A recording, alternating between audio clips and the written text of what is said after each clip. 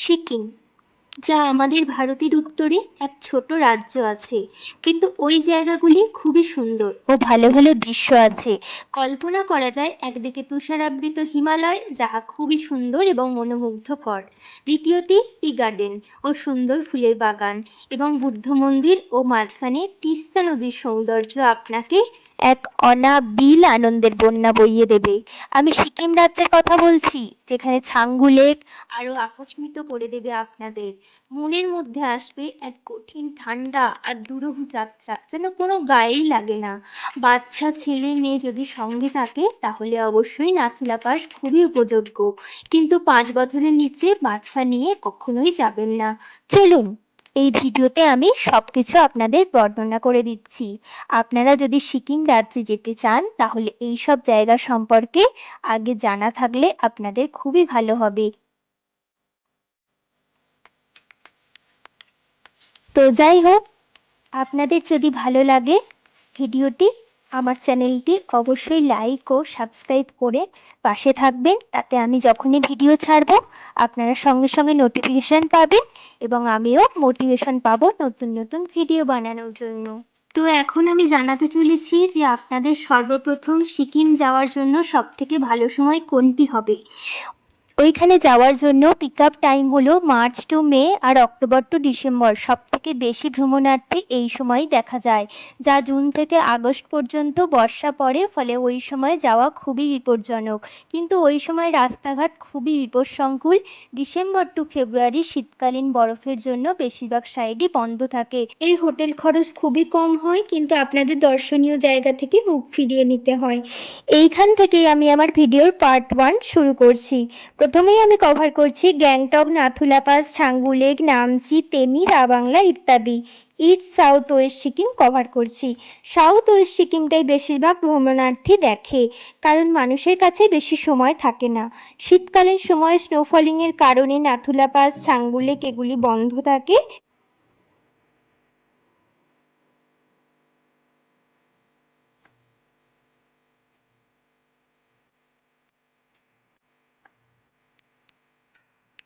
Day 1-এ আপনি পৌঁছে যাবেন সিকিমের ক্যাপিটাল সিটি গ্যাংটক। আপনি কিভাবে যাবেন? আপনি ট্রেনে করে পশ্চিমবঙ্গের নিউ জলপাইগুড়ি স্টেশনে নেমে আপনারা শেয়ার ট্যাক্সি, ক্যাব, বাস সমস্ত কিছুই অ্যাভেলেবেল পেয়ে যাবেন গ্যাংটক যাওয়ার জন্য। 500, 600, 700-র মধ্যে সমস্ত কিছুটাই পেয়ে যাবেন। একটি গুরুত্বপূর্ণ কথা, ভ্রমণ করার সময় আপনাদের যদি ভমিটিং টেন্ডেন্সি থাকে তাহলে অবশ্যই মেডিসিন সাথে রাখবেন, কারণ এই 4 ঘন্টা জার্নিতে যে কোনো সময় যে কোনো মানুষের ভমিটিং টেন্ডেন্সি আসতেই পারে। এখান থেকে প্রায় গ্যাংটক 5,500 ফুট উঁচুতে উঠতে হয়। গ্যাংটক পৌঁছানোর পর আপনি হোটেলে চেকিং করার পরে ওই দিন রেস্ট নিয়ে নেবেন। আমরা ছিলাম একদম এমজি মার্কেটের খুবই সামনের একটি হোটেলে। আপনারা চাইলে এমজি মার্কেটের সামনের হোটেলও পেয়ে যাবেন, আশেপাশে আরও প্রচুর হোটেল আছে, আপনারা খুঁজে নেবেন। ফ্রেশ হয়ে সন্ধ্যায় এমজি মার্কেটে কিছুটা সময় কাটিয়ে নিতে পারেন। ফুডিং অ্যান্ড শপিংয়ের জন্য প্রচুর দোকান অ্যাভেলেবেল আছে, আপনাদের খুবই ভালো লাগবে। এখানেই প্রথম দিন আমার শেষ হলো। ডে 2-এ আমি ঘুরে দেখাবো গ্যাংটকের পাশে ভিউ পয়েন্ট। এখান থেকে কাঞ্চনজঙ্ঘার ভিউ খুবই সুন্দর লাগে। আপনারা খুব ভোরে গেলে যদি মেঘ এসে যায় তাহলে সুন্দর দৃশ্য থেকে বঞ্চিত হতে পারেন। গ্যাংটক থেকে নাথুলা পাস, ছাঙ্গু এগুলি ইস্ট সিকিমে পড়ে।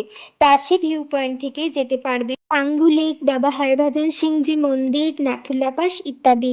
এরপর নিজস্ব রিক্স নিয়ে পারমিশন করিয়ে আপনারা আরও 12,000 থেকে 14,000 ফুট উঁচুতে উঠতে পারেন। খুবই রিক্সি জায়গা, আপনারা রিক্স নিয়ে উঠবেন। নাথুলা পাস 14,400 ফুট উঁচুতে অবস্থিত ভারত চীন সীমান্তে। ওইখানে যেতে গেলে আপনাদের পাসপোর্ট সাইজ ফটো এবং আইডি প্রুফ দিয়ে পারমিশন করাতে হবে।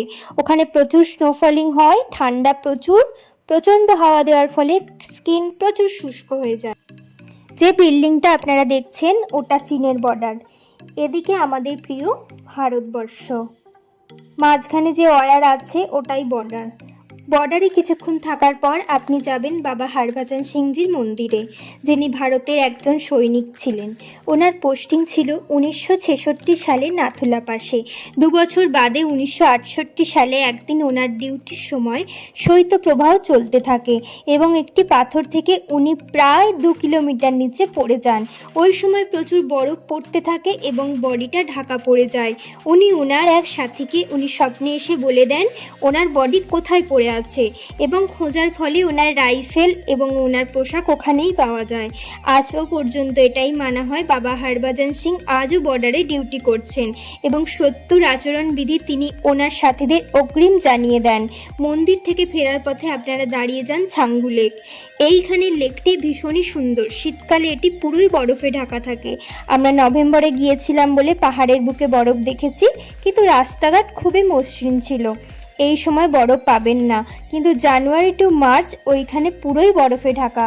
তো আমি আমার ভিডিওতে সম্পূর্ণ A to Z তুলে ধরার চেষ্টা করলাম। আশা করি আপনাদের আমার ভিডিওটি ভালো লেগেছে। ভালো লেগে থাকলে আমার চ্যানেলটিতে লাইক এবং সাবস্ক্রাইব করে নতুন নতুন ভিডিও দেখার জন্য আমার পাশে থাকুন। ইওর প্রতীক্ষা লাইফস্টাইল ব্লগে আরও নতুন ভিডিও আসতে চলেছে। থ্যাংক ইউ সো মাচ সবাইকে আমার ভিডিওটি এতক্ষণ ধরে দেখার জন্য। অনেক অনেক ধন্যবাদ। সবাই সুস্থ থাকবেন, সচেতন থাকবেন এবং ভালো থাকবেন।